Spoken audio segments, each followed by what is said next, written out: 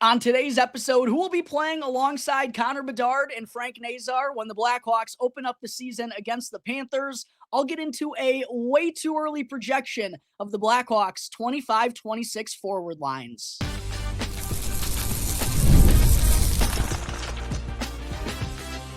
You're Locked On Blackhawks, your daily podcast on the Chicago Blackhawks, part of the Locked On Podcast Network, your team every day. What's cracking, Blackhawks fans? Welcome back to another episode of Locked On Blackhawks, part of the Locked On Podcast Network, your team every day. I'm Jack Bushman. You can go and follow me on X at Jack Bushman 2, but make sure to check out my Strictly Blackhawks account. That's at Talkin' Hockey. That way you don't miss out on any of the latest Blackhawks news and updates. And one final shout out goes out to today's sponsor, which is Game Time. Go and download the Game Time app, create an account, and use our promo code LOCKEDONNHL in all caps for $20 off on your first purchase. All right, happy Monday, Blackhawks fans. Hope everyone's weekend out there went wonderfully. To open things up on the show here today, as many Blackhawks content creators and beat writers have been doing here recently, I wanted to project the Blackhawks 2025-26 opening night lineup on the show here over the next couple of days, starting first with their forward lines, of course, based on what we know right here, right now. And obviously, stuff can change. We're not sure what's truly going to transpire during the preseason or training camp or what could possibly happen involving injuries, as that always seems to pop up leading into the season. But I did think it would be a real fun exercise to go through here since, not a whole heck of a lot else is happening involving the Blackhawks in the middle of the summer. And also just to kind of give us an idea of what this forward group could look like when the regular season opens up once again in yet another hostile environment, taking on the Florida Panthers to witness yet another banner-raising ceremony. But before I dive line by line in terms of what I would like to see new head coach Jeff Blashill roll with on opening night, I think first we should start with just a brief overview of this forward group to kind of get a sense of the numbers in terms of guys who could be in the conversation for this NHL roster, and also to get an idea of some of the players who could be competing for those final jobs. But looking at it right here, right now, Blackhawks fans, I think there's a group of 11 players that I have listed here who are locks to be on the NHL roster. And then I got another group of 10 players who are going to be competing for likely those final 3 forward spots, as most NHL clubs have 14 forwards on their roster during the regular season. As far as the 11 NHL locks, guys who are certain to be a part of the opening night lineup when they take on the Florida Panthers, I have Connor Bedard, Tyler Bertuzzi, the newcomer Andre Burakovsky, Jason Dickinson, Ryan Donato, Nick Foligno, Ilya Mikheyev, Frank Nazar. We know my boy Frank the Tank's going to be a full-time NHLer this season. Then we got Sam Lafferty, Lucas Reichel, whose future I really do believe is up in the air at this point in time. But if he is a member of the Blackhawks, he's going to be an NHLer come opening night. He makes number 10. And then Teuvo Teravainen is number 11. So again, in my opinion, that gives us 11 of the 14 forward spots on the opening night roster, giving only 3 spots available for, as I mentioned, around 10 guys probably competing in training camp. As far as those fringe players that I have labeled here, I have Ryan Green, Oliver Moore, Landon Slaggert, Colton Dach, Dominic Toninato, Joey Anderson, Nick Lardis, Samuel Savoie, and Aiden Thompson. I think, some of those are obviously more likely to have a legitimate chance to make the NHL roster, but I do still think, again, you never know what could actually happen during preseason, which guys could wind up shining and maybe giving a lasting impression more than we were expecting going into the start of the year. Out of those group of 10 players, though, the 3 that I really do believe are ready for the NHL level, or at least are going to be the ones that I expect to win this job right here, right now, I have Landon Slaggert, I have Colton Dach, and then I have one of Dominic Toninato or Joey Anderson. I'm going to go with Joey Anderson if you were asking me right here, right now, but I do think there is an extra spot available for one of those two more veteran type of guys. And I'll get into the reasoning for that here in just a moment. But that gives us the 14 forwards that I'm guessing right here, right now, make up the Blackhawks forward group when things get ready to matter for real against the Florida Panthers. The top line, starting things off, who will be playing along with Connor Bedard on opening night? And obviously there's a lot of options for new head coach Jeff Blashill. We could see, Ryan Donato, Connor Bedard, and Andre Burakovsky, the newcomer from the Seattle Kraken. We could see Donato, Bedard, and Bertuzzi. We could see Bertuzzi, Bedard, and Burakovsky, Bertuzzi, Bedard, and Teravainen.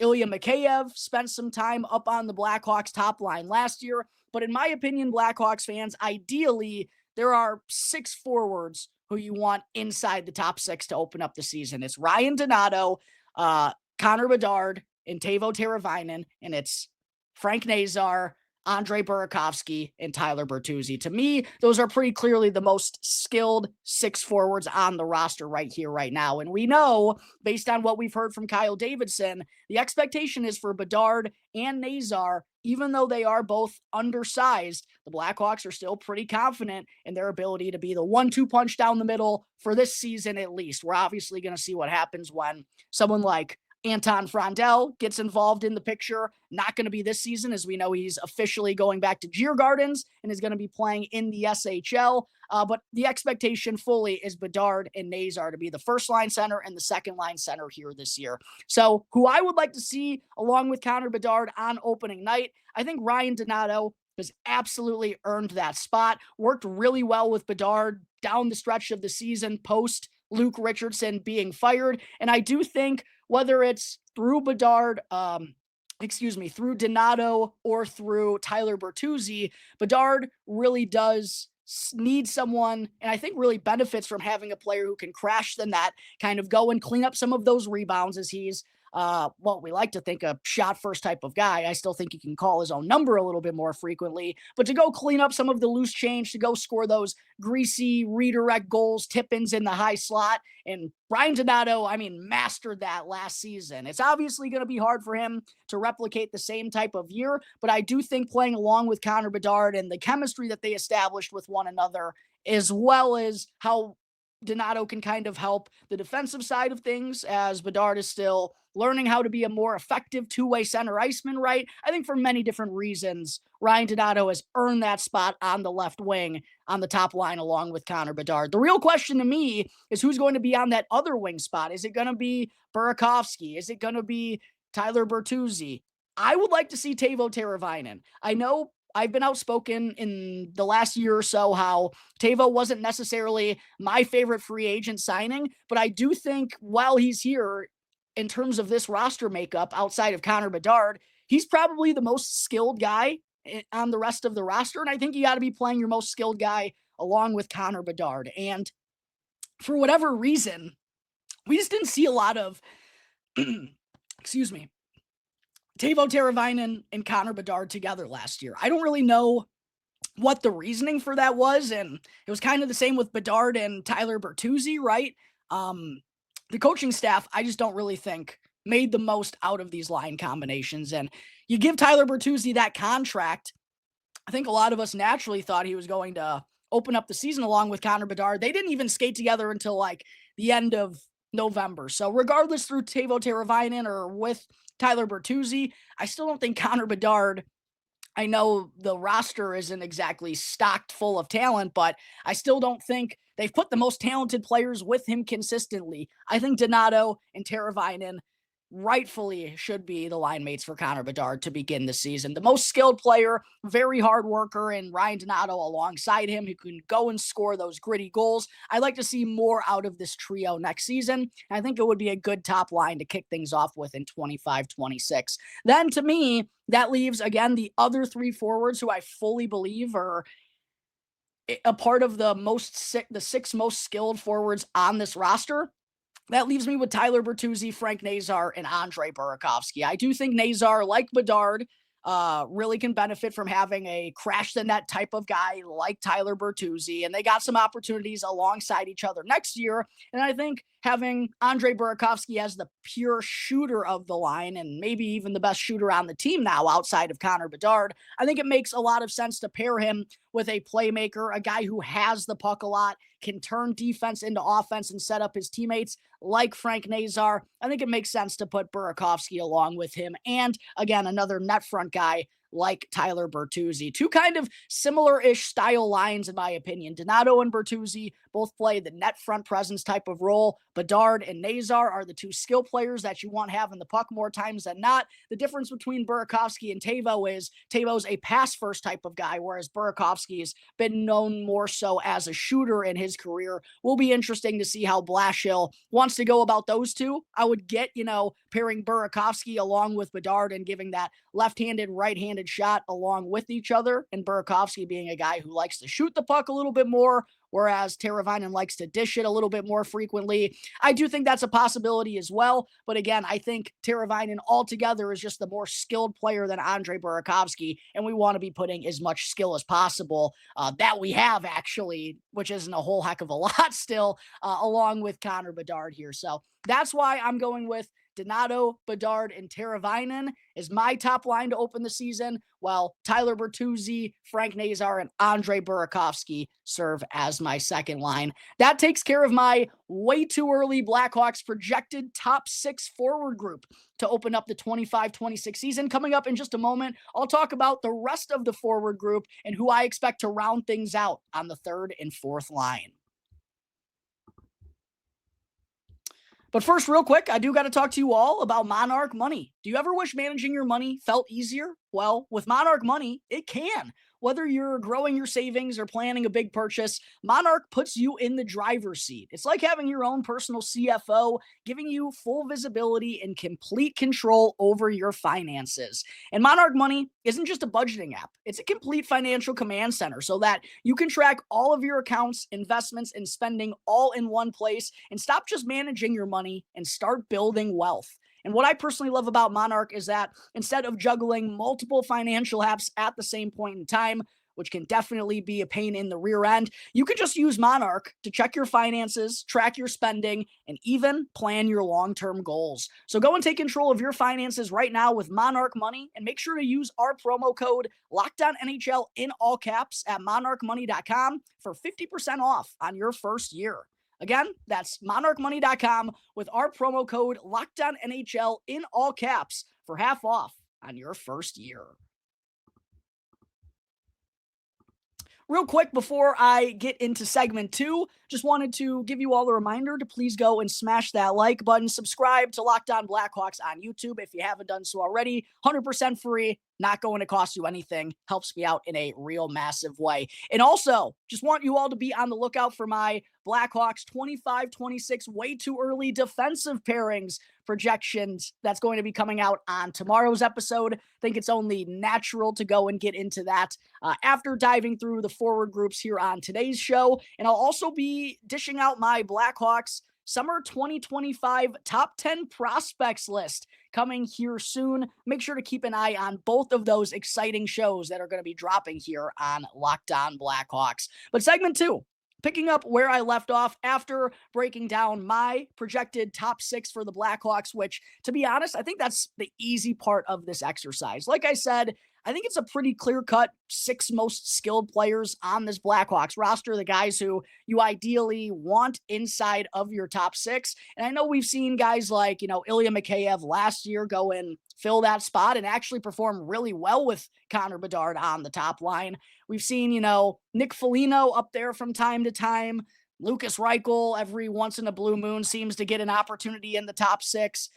Those guys get chances every now and again, but like I mentioned, I think it's pretty clear right here, right now, even though we're far removed from the season, who's very likely to be playing in the top 6. It's just a matter of how Jeff Blashill wants to go about putting them together. The third line in the bottom 6 is really where things get curious for me, Blackhawks fans, because after the addition of Sam Lafferty, I really feel like there's one too many forwards on this roster. And maybe I could be wrong about that. I'm sure Kyle Davidson went and added him for a reason.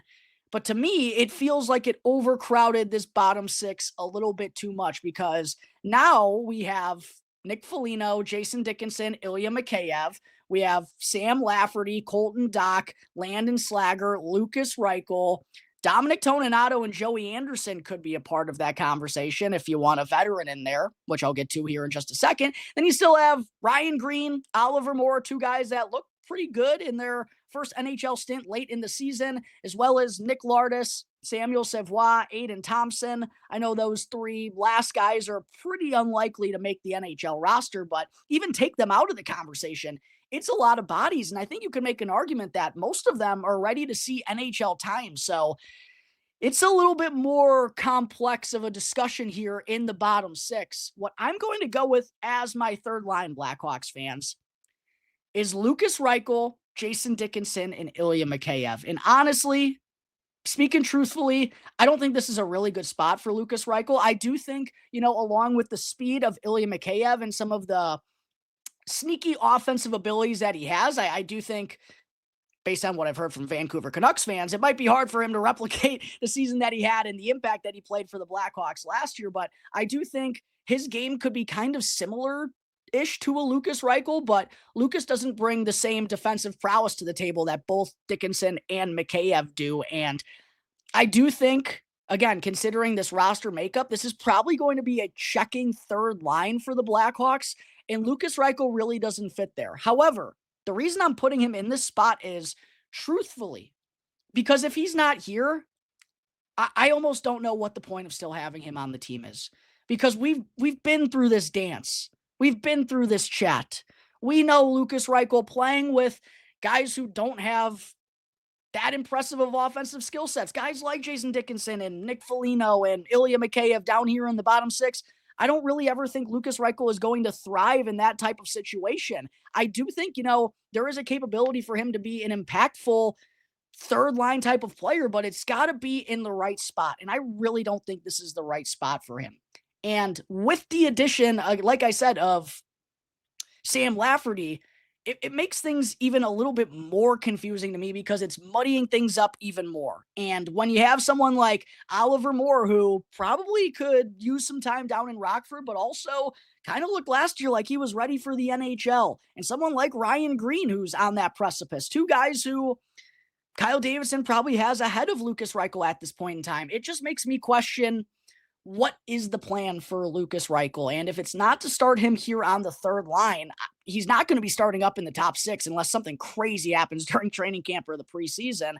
I'm just really hard-pressed to see a spot for Lucas Reichel on this team. And honestly, Blackhawks fans, I think this third line, along with Dickinson and Mikheyev, would be a really good spot for Oliver Moore, right? Like I mentioned, I would see this as a checking line for Jeff Blashill, and Oliver Moore, along with Dickinson and Mikheyev, I think would work marvelously because Oliver Moore, like Lucas Reichel, provides that speed and has decent playmaking abilities, but he's the much more hard-nosed player who's reliable on the defensive side of things. This is a much more natural spot for Oliver Moore. So not only does keeping Lucas Reichel kind of befuddle me a little bit, I do think he's deserving of one more opportunity with a new head coach. But if he's not starting the year in this spot, it's probably 95% chance going to be another season of what we've already seen out of Lucas Reichel, because he's just unfortunately seemingly not one of those guys who can go and drive play and dominate by himself. He's going to have to play with some talent alongside him to be an impactful NHLer. And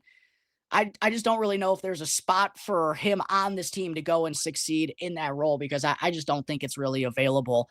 I'm going to say if Lucas Reichel's part of the team, though, you probably have him in the NHL lineup to open up the regular season. So that's why I have Reichel, Dickinson, and Mikheyev as the third line, while being outspoken that Oliver Moore would fit really good in that spot as well. And that leaves me to the fourth line with Nick Foligno. I think him and Sam Lafferty are pretty much locks to be part of this fourth line on opening night. The right wing spot here on the fourth line is going to be fascinating because I think it's truly a battle between three guys: Landon Slager, Colton Dach, and Oliver Moore. And I think Oliver Moore has the higher upside of both of them, but I also think, again, with how Kyle Davidson has handled prospects in recent years, I also think he wants them to come to the NHL ready to dominate. And I think going down to Rockford, well, I don't think Oliver Moore is ever going to be like a dominant player in the NHL.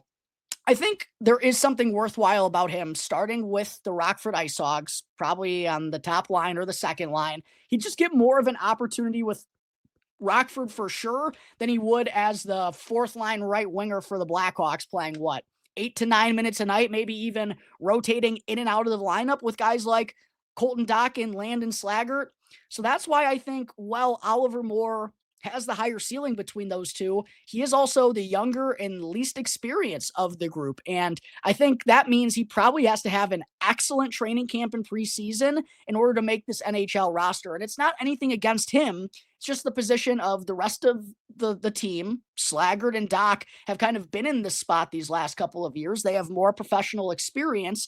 And also there's no like real rush to Oliver Moore needs to be on the NHL team right here, right now. No, like we can kind of go and let him do what Frank Nazar did to start last year, right? Open up the season in the AHL, and then go and get his confidence at the pro level and then call him up when you think he's really thriving with the Ice Hogs. That's kind of what I see in the cards for Oliver Moore here this year. And I kind of see the same thing for Ryan Green. Again, both of them probably could be NHLers, but there's no rush for them to absolutely be NHLers right here, right now. So to me, that's why I have Oliver Moore, Ryan Green, as well as Nick Lardis, Aiden Thompson, and Samuel Savoie, all starting in the AHL with the Rockford Ice Hogs. I'm going to give Landon Slaggert the edge over Colton Dach right here, right now, and say he's going to be the one to earn that final spot on the fourth line come opening night. I think that's a really fascinating discussion, though, because Dach probably brings more of the style that the Blackhawks are looking for in their bottom six.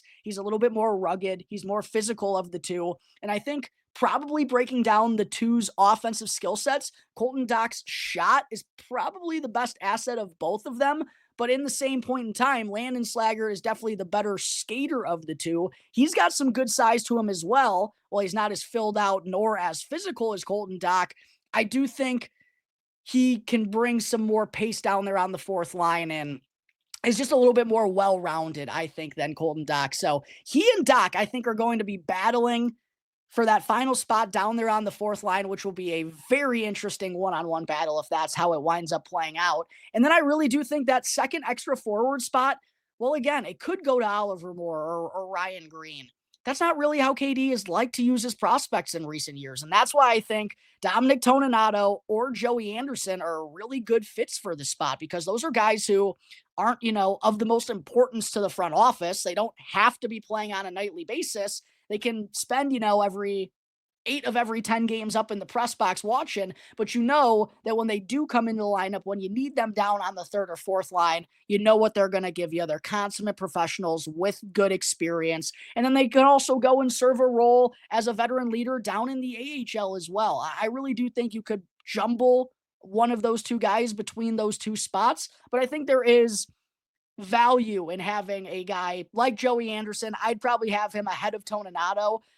Anderson didn't get a ton of NHL time last year, but whenever he has gotten chances with the Blackhawks since being part of the organization, I've thought that he's made the most of them. And I do think that probably puts him, in my opinion, ahead of Dominic Toninato for this 14th and final forward spot, which again, I think would be much more serviced for a veteran player as opposed to a youngster like Oliver Moore, Ryan Green, Landon Slaggert, or whoever it may be.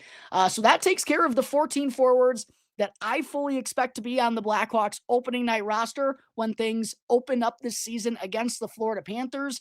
To me, the final thought that I have taking away from this exercise is it really does, again, to me, feel like the Blackhawks probably have one forward too many. They probably could have gone without the Sam Lafferty signing. You probably could have had Oliver Moore in that spot, but I also, again, could see why allowing Moore and Green to go play with the Ice Hogs to continue to develop and get their first pro experience as a full-time professional there is definitely something to be said about that. But there are going to be some interesting battles for sure going on during the Blackhawks training camp, especially to sort out who's going to be getting these final couple jobs in the bottom six. What's going to happen to Lucas Reichel? Will it be Landon Slaggert or Colton Dach? Who could be a surprise addition to this roster. That's what we're going to wait to see what happens during the fall, but that's how I project things to shake out at this point in time in the middle of the summer. Go and let me know down below in the comment section how you think I did sorting through the Blackhawks 4 forward lines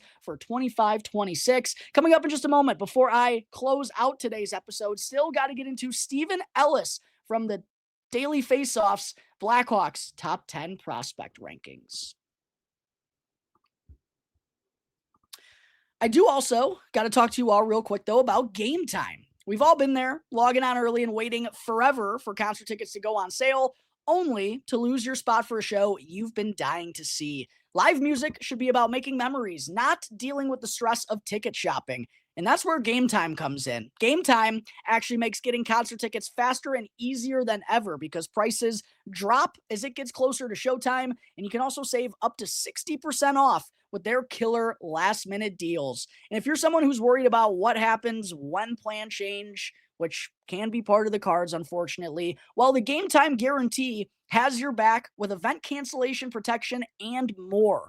So make sure to go and download the Game Time app today, create an account, and use our promo code LOCKEDONNHL in all caps for $20 off on your first purchase. Again, that's promo code LOCKEDONNHL in all caps for $20 off. Last minute tickets, lowest price guaranteed, Game Time. Back here on the Locked On Blackhawks podcast, part of the Locked On Podcast Network, your team every day. Just want to say thank you to everyone for making Locked On Blackhawks your very first listen. Here to start off your day. For your second listen, make sure to go and check out the Locked On NHL podcast, where there is no off season, bringing you the daily league-wide stories that matter the most with the local coverage you love from Locked On. And you can now find Locked On NHL on YouTube or wherever you may be listening to your podcasts.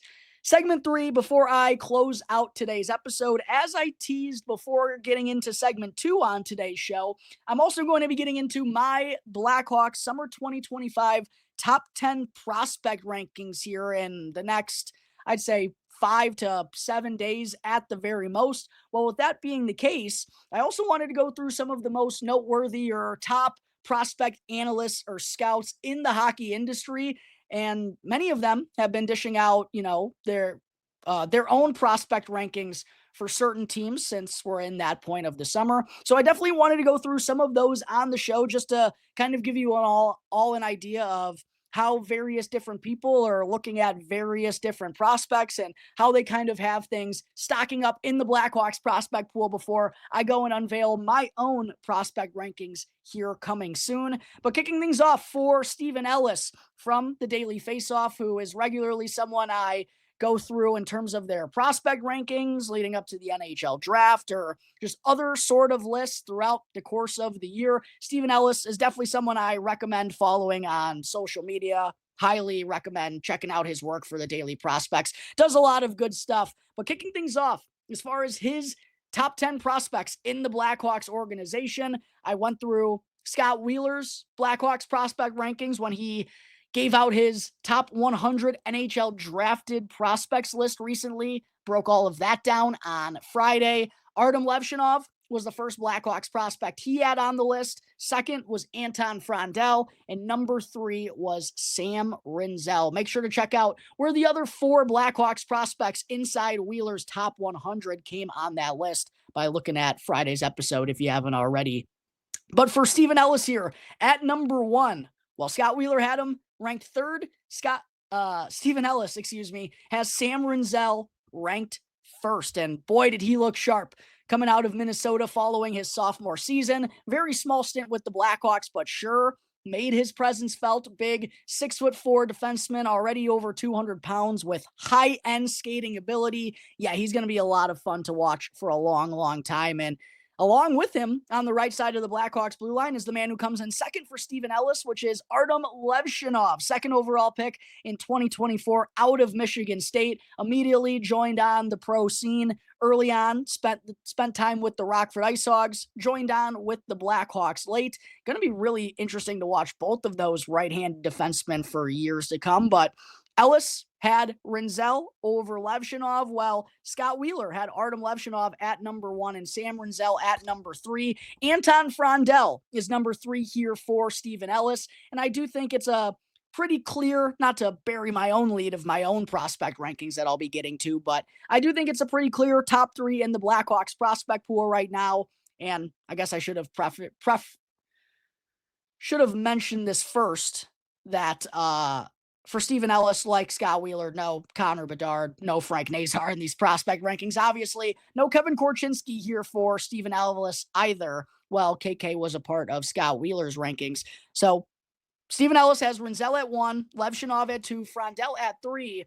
After the top 3 is where I think things can really vary depending on who you're asking. He has Oliver Moore, who, like Sam Rinzel, joined on with the Blackhawks late in the season after wrapping up his sophomore year with Minnesota. At number 5 is the 18th overall selection in the 2024 NHL draft, Sasha Boisvert. Very interested to see how he's going to fare in his sophomore year with Boston University this fall. At number 6, another first-round pick for the Blackhawks in 2024, Marek Vanacker. They obviously traded back into the first round to go and get Vanacker. Missed a decent amount of time following being drafted by the Blackhawks this past season. Only got to play in about 41 games for the Brantford Bulldogs, but definitely got better as the season went on and was a point-per-game player for the Bulldogs in the playoffs before, unfortunately, getting knocked out. And speaking of the Bulldogs, coming in next at number 7, right behind Marek Vanacker, is his Brantford Bulldogs teammate, Nick Lardis, who, of course, was first player to score 70 goals in the OHL since John Tavares back in 2007. Not too shabby for a guy who was selected in the 3rd round. Then at number 8, we have Roman Kanzarov on Steven Ellis's list, 2nd-round pick for the Blackhawks. A couple of years ago, got off to an exquisite start in the KHL this past season. Kind of faded down the stretch, but still for a 21-year-old has done really impressive things already in the top pro league over in Russia. Then at number 9, Ellis has Ethan Del Mastro, who, as I'll get into on tomorrow's show, will be battling for some of the final roster spots on the left-hand side of the blue line, along with Kevin Korchinski, Nolan Allen, and Wyatt Kaiser. And then closing things out for Steven Ellis's Blackhawks top 10 prospects rankings is Colton Dach, the big man who I expect to be competing along with Landon Slager for one of the final forward roster spots on the Blackhawks opening night lineup.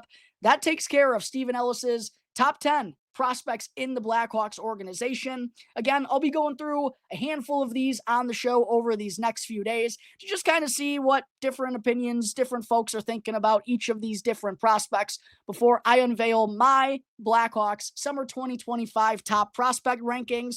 But that's going to wrap up today's episode of Locked On Blackhawks, everyone. As always, thank you all again for joining me on the show. Be sure to subscribe to Locked On Blackhawks on YouTube and follow Locked On Blackhawks for free as well, wherever you may be listening to your podcasts. That way, you can get the show on the go, to and from work, during your lunch break, whatever it may be. I'm your host, Jack Bushman. You can find me on X at Jack Bushman2. My Strictly Blackhawks account is at Talkin' Hockey. Check it out so you don't miss any of the latest Blackhawks news and updates. Until tomorrow's episode, everyone, enjoy the rest of your days. I'll see you next time on the Locked On Blackhawks podcast, part of the Locked On Podcast Network, your team every day.